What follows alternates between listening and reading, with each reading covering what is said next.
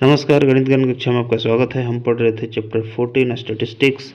इसमें हमने देखा कि यह जो हम छोटी कक्षाओं में 4th, 5th और 6th में पढ़ते आए हैं डाटा हैंडलिंग, सेम उसी तरह का यहाँ पे है। हमने देखा प्राइमरी डाटा और सेकेंडरी डाटा। डाटा के सोर्स के आधार पे डाटा को दो भाग में बांटा, प्राइमरी और सेकेंडरी। फिर अब सबसे बड़ी बात आती है कि डाटा को व्यवस्थित करना है। तो डाटा को व्यवस्थित करने जब हम लग जाते हैं तो उसको बोलते हैं क्लासिफाइड डाटा। और इसमें हमको एक तरह से अपने उद्देश्य पूर्ति के लिए उसको जो है क्लासिफाई करते हैं। अब देखिए यहाँ पे क्वेश्चन नंबर 5th है आपका एक्सरसाइज 14.2 का। तो यहाँ पे देखते हैं कि study was conducted to find the concentration of sulphur dioxide in the air in parts per million of a certain city. The data obtained 30 days as follow. इस तरह से 30 डेज का आपका डाटा यहाँ पे दिया गया है। अब इसको क्या करेंगे हम, देखिए यहाँ पे क्वेश्चन नंबर फर्स्ट क्या है कि make a group frequency distribution table for the this data with class interval 0.00 से 0.04। तो 0.00 टू 0.04 इस तरह से फर्स्ट बनाएंगे। सेकंड क्या बन जाएगा, 0.04 से लेकर के 0.08 बन जाएगा ये। फिर थर्ड जब बनाने लगेंगे तो 0.08 टू 0.12 हो जाएगा। देखिए इसमें अगर 0.04 जोड़ेंगे तो यह 0.012 नहीं होगा, ये होगा 0.12। तो इसका यहाँ ध्यान रखना है। अब देखिए किस तरह से डिस्ट्रीब्यूशन हम बनाते हैं। ये फर्स्ट हो गया, इसमें 4 हो गया, ये सेकंड हो गया, इसमें 9 हो गया। अब इसमें गिनती करके हम लिखेंगे, लेकिन एक समस्या आएगा। इसमें भी देखिए यहाँ पे भी 0.04 है और नेक्स्ट वाले में भी 0.04 है। तो इसमें जो है हमने 0.00 को लिया है, तो इस तरह से 0.04 को यहाँ पे नहीं लेंगे, 0.04 को हम नेक्स्ट वाले में लेंगे। यानी कि लोअर को हमेशा, लोअर जो है आपका उसको लिया जाता है, हायर जो है वो नेक्स्ट में चला जाता है, वह नेक्स्ट में चला जाता है। हायर वाले को फर्स्ट वाले में नहीं लेंगे। जैसे देखिए 0.00 0.04, तो 0.04 इसमें लेंगे। फिर इसमें देखिए 0.08 तो इसमें भी है और इसमें भी है, तो 0.08 जो है यह थर्ड वाले इसमें आएगा। फिर 0.12 जो है फोर्थ वाले में आएगा। तो इस प्रकार से आप ध्यान रखिएगा।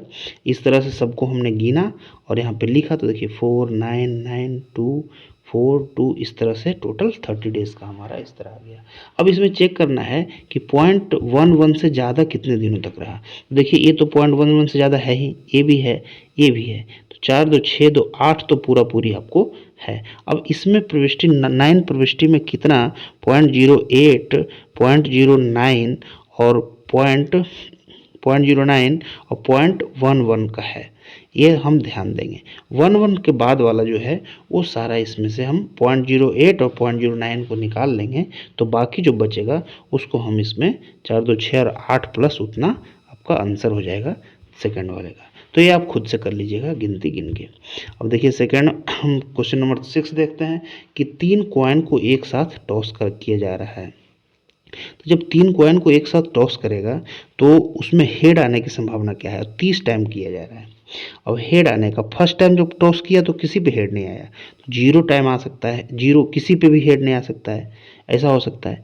1 पे हेड आ सकता है, 2 कॉइन पे हेड आ सकता है और 3 कॉइन पे हेड आ सकता है। इससे ज़्यादा तो इसमें नहीं हो सकता संभावना। तो यहाँ पे क्लास इंटरवल बनाने का तो कोई मतलब तुक ही नहीं है।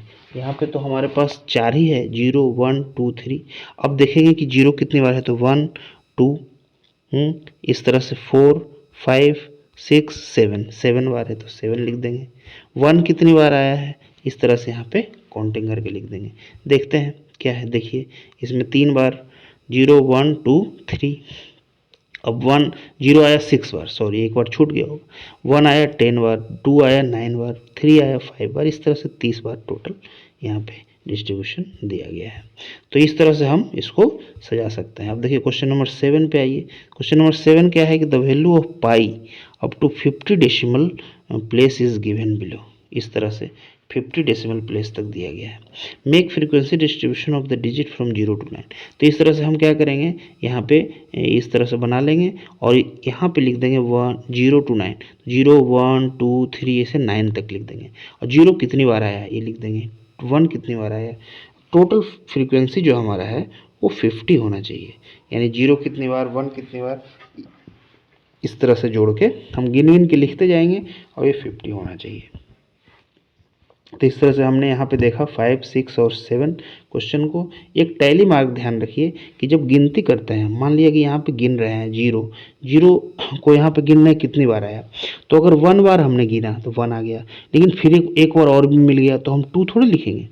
हम इसको लिखने के लिए, आसानी बनाने के लिए लोगों ने क्या किया कि इसको 1 एक बार दिखा अगर तो 1 हमने लिख दिया, फिर दूसरा बार दिखा तो फिर 1 लिख दिया, तीसरा बार दिखा तो फिर 1 लिख, चौथा बार दिखा तो फिर 1 लिख दिया, और 4 बार जब हो जाता है तो एक बार इसको हम काट देते हैं।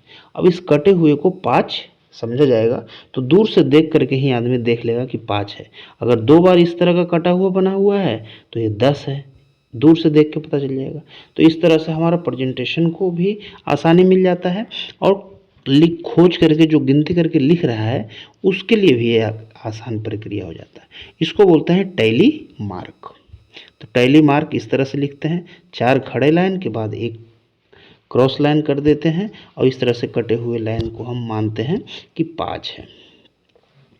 तो अगले क्लास में हम 8 और 9 क्वेश्चन नंबर 8 और 9 को बना करके और एक्सरसाइज 14.2 को समाप्त करेंगे। फिर एक्सरसाइज 14.3 में कुछ नया और भी सीखेंगे, जिसमें हम एवरेज यानी कि मीन के बारे में भी सीखेंगे। तब तक के लिए नमस्कार, धन्यवाद।